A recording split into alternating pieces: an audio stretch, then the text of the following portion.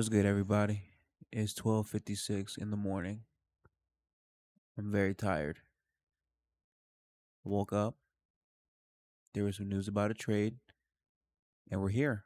Um, Patrick Beverly is now a Los Angeles Laker. This is interesting. This potentially is a sign of a future move to happen. Obviously, let's get the elephant out the room. Russell Westbrook and Patrick Beverly hate each other. Just is what it is. I think it's something that started with basketball, but it's a bit bigger than that, especially after the disrespect that Westbrook took from Patrick Beverly last season and just their career arc. I think that it's going to be very hard for them to put that aside to play together, which leads me to believe that Russell Westbrook might potentially actually get traded. It might actually happen. So, interesting move. But let's talk about the move. So they give up Stanley Johnson, apparently, Taylor Horton Tucker, and that's it to get Patrick Beverly. If you ask me, this is a brilliant move from the Lakers. You don't give up any draft capital. You don't give up any picks in the future. There are literally no picks in this trade at all. You just give up players. Stanley Johnson was a good player, but to be honest, Patrick Beverly is just better. He can actually space the floor, play defense, and he's a proven veteran player that has been able to ramp up the intensity with his antics at times, but also just his hard nosed will on the court. And I think for the Lakers last year, we all saw the effort levels that they had just simply were not there. So obviously, having Patrick Beverly here, he's going to be able to come in there, change the culture, and really be one of those gritty guys on their team. And if you go back to when the Lakers had success as a championship team, they had guys like that who were just gritty, hard nosed, came to work, and were trying to just play hard. And Patrick Beverly, even though you can say a lot of things about him, he's gonna go out there on the court and die on that court. He's gonna play hard, and I think that's what the Lakers need.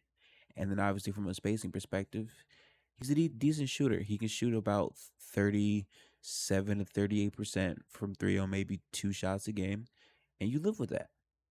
That's perfectly fine. So I think this is a great signing. This really makes me curious about the setup move, obviously.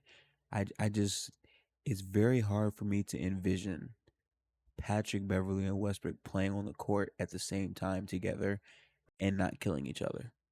Now, granted, you could say the NBA, sells things a bit too much, but just thinking about their history, it's very hard for me to see this tandem working out. So I do feel like a trade is in the works, but then the question becomes who? Are the Pacers going to do it? Are you going to get Miles Turner and Buddy Hield back for Russell Westbrook and you mix that with Patrick Beverly? Is that their big splash? Or is it another team that we're not thinking about? That's really where I'm at with it currently, as it's now 1 a.m. in the morning and I'm thinking about Patrick Beverly. Yeah, don't say that I'm not about this basketball stuff. I'm dedicated. Um, I still think this is a pretty strong move again. Just have a guy to play hard. Playing hard is hard to do in the NBA nowadays. So just having a guy in there to ramp up the intensity, not just from the role players, but to push Anthony Davis and to push LeBron to really keep being them. I think Patrick Beverly is excellent for that. And to have another guy who's a veteran player who can lead and be like a strong voice in that locker room, I think that's really, really huge for the Lakers. So good signing. Have to see what other moves the Lakers make around the margins. I think their biggest thing they need to keep doing now is get more wings that can play defense. That would be tremendous because as of right now, their best wing defender is probably Anthony Davis. Definitely try to get some more guys on the wing so it doesn't tax LeBron as much. Patrick Beverly can guard up, but you really don't want him to. You want Patrick Beverly to be the POA on guards, and specifically, that question is finally answered on who's going to play defense. Patrick Beverly is going to play defense, so that's not terrible.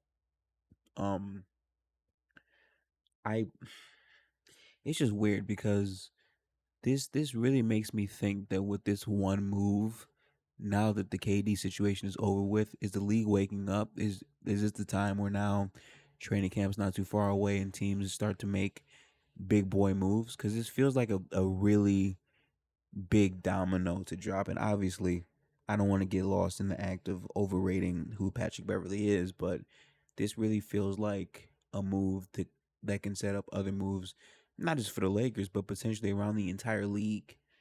I I really think Russell Westbrook will be gone, and obviously, if he gets traded, that's gonna open up its own video on his time for the Los Angeles Lakers. What went wrong? What went right?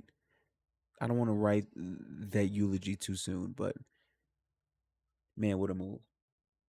I can't lie. This move has me thinking again at 1:02 in the morning in Detroit about what the Lakers are going to do next season. Because initially, I had the Lakers hovering around that 4 to 7. I don't know why I said 4.